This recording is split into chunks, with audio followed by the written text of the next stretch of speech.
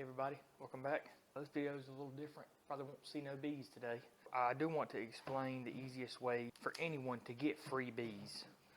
Now there's a small disclaimer in here that what we're going to make today is purely temporary for the bees. It's a swarm trap or a bait trap. Essentially what happens is just before the nectar flow, when there's pollen in the air,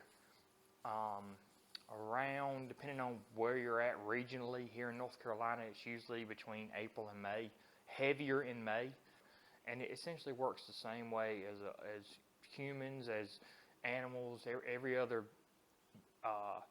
species in the world, is they have to find a new home. So your parents had you, or your grandparents had them, they grew up, and they essentially went and bought their own home. You bought your own home, your parents bought their own home. So the bees are doing the exact same thing. The queen lays an egg, it's fed royal jelly. After a few days, it's capped. I think it's 10 days, 8 days, it's capped. And you'll see it looks like a little peanut on your, I'll see if I can throw some clips in there to show y'all exactly what it looks like, but it's much larger than a worker or a drone. So just before that egg or that queen emerges, the old queen will leave the hive with half of the colony, or roughly half. They fly out, they find a location, and she lands. She's taking a break, she's resting. So they create this big ball of bees. Then the hive sends out scout bees to go find a new home. Well, that's where this comes in. We're going to bait this with old comb, put some stuff inside of it that'll kind of attract them to this location, and once one scout finds this hive, it'll be hard for them to resist. I haven't heard personally of how far bees have traveled when they do swarm, but I do know that a colony will forage 2 miles away, 2 to 3 miles away. From the studies that I've read, they'll fly up to 2 to 3 miles. So they're going to at least fly 2 to 3 miles away to find a new home, I would think. Nevertheless, we're going to be making a swarm trap. I'm going to put this together right quick. I'm going to throw some music up and throw this together, put it in fast forward, because, I mean, it's literally, I'll grab a frame. This is my feeder, so it's about the same size as a frame, but what you want is you want a lot of space at the bottom in order for when the bees come in, because your hole is going to be on the front. This is the front, this is the back. Your hole is going to be here on the front. So when they fly in, you want them to have a lot of space. They think this cavity is bigger than what it actually is. And the only reason you have frames in here is to coax the bees into coming inside. You want to get the bees inside, and that's what it'll do. We won't put a feeder in here. We'll just put, 4 or 5 frames of comb and maybe pollen. I don't want to put honey in there because I don't want the ants to get all in it, but nevertheless, pretty simple. Let's throw it in fast forward and put it in a time lapse and get it done. Oh, and on that same note, this is just the body. I haven't built the top yet because you really need to put your body together first. So I'm going to put this together, then we'll check out the top. Oh, and as you can tell, this is super scrap lumber. I mean, there's nothing special about it. It's not, I don't think it's waterproof. I don't think this has been treated, but so I am going to throw a coat of paint on it, sand it down on the outside and just throw a coat of paint on it. But if you get pressure treated wood, I mean, it'll work just fine, and you can use them. Swarm traps are made to be used until they fall apart, because the bees aren't going to stay in here. They're going to come in here, then you're going to take them out and shake them into a 10 frame or 8 frame deep or shallow, depending on what you like running.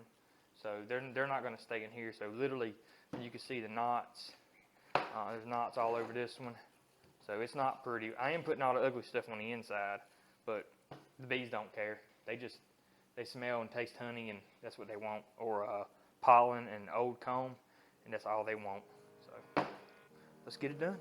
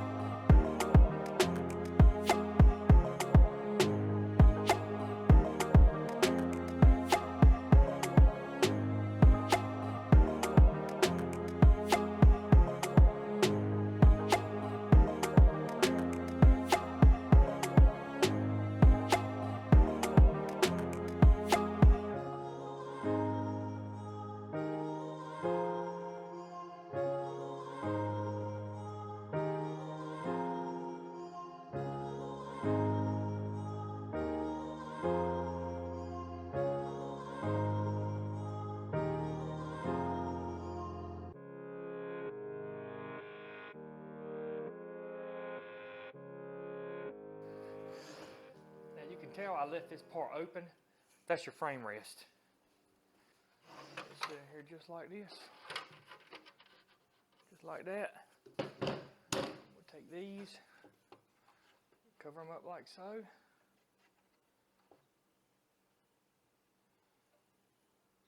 And then put a top on it. Sweet. Cool, cool. I think there might be a little bit too much space at the bottom. I'll adjust that on the next one I build, but I think for now it's good. It's not too heavy. That's the main thing. There's the box. Now we're gonna build a top. So I'm gonna get some pieces cut right quick and I will be right back.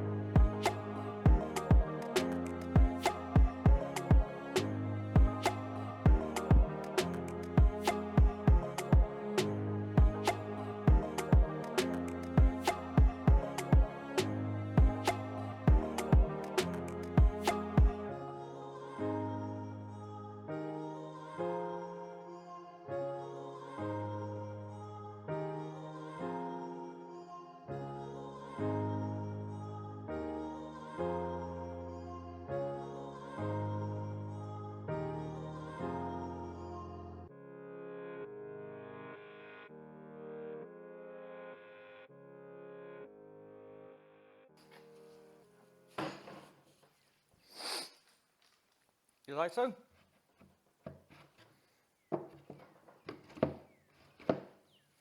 Now it's hold time.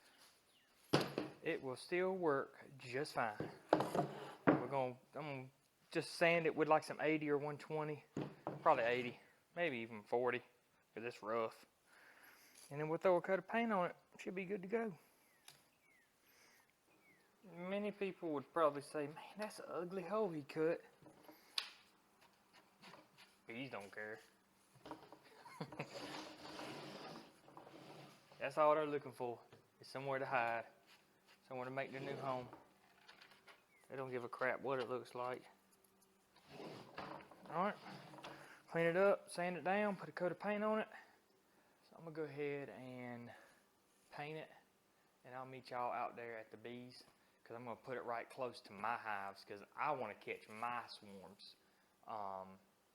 A lot of people just want to catch free bees. You could put it up in your backyard, or your friend's land, by the water, all different places. Put it up next to somebody else's apiary, just not on their land. But make sure you're legal wherever you put it up at. But yeah, you can literally put it up wherever. I want to catch my bees if they swarm and I've missed them. So, be right back. All right, guys, so we're out here at the bees. And this isn't an optimal location. You want it a little bit further away, but I got a swarm trap up, and I definitely made that swarm trap too big because it was heavy.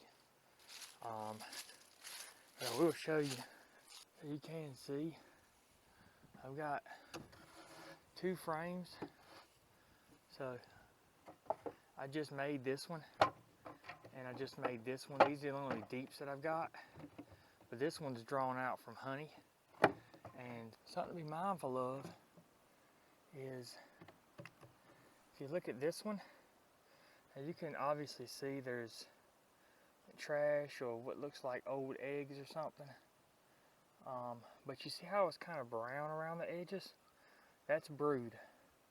So the bees will actually be able to detect that a little better than the honey.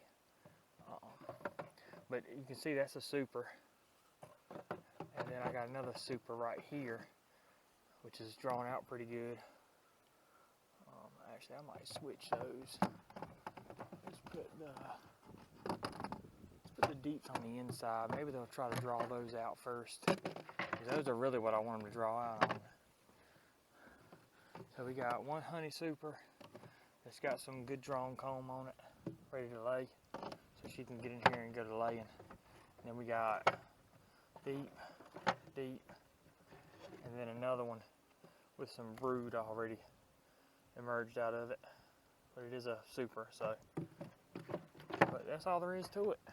Pretty simple. Like I said, it's only four wide. I think the next one I'm going to make is just going to be 3 wide, and it's going to be shorter. Like all this space from like here down is just open space, and it's to help the bees think that there's more room in here than there actually is, so they'll want to go in here. But yeah, that's all there is to it. I put 2 coats of white paint on it. That protects the wood a little longer. I didn't paint the inside. There's no need. The bees they'll try to coat it with wax. They won't be in here long enough to do that, but they'll try to coat it with wax. That's all there is to it. Get you some free bees.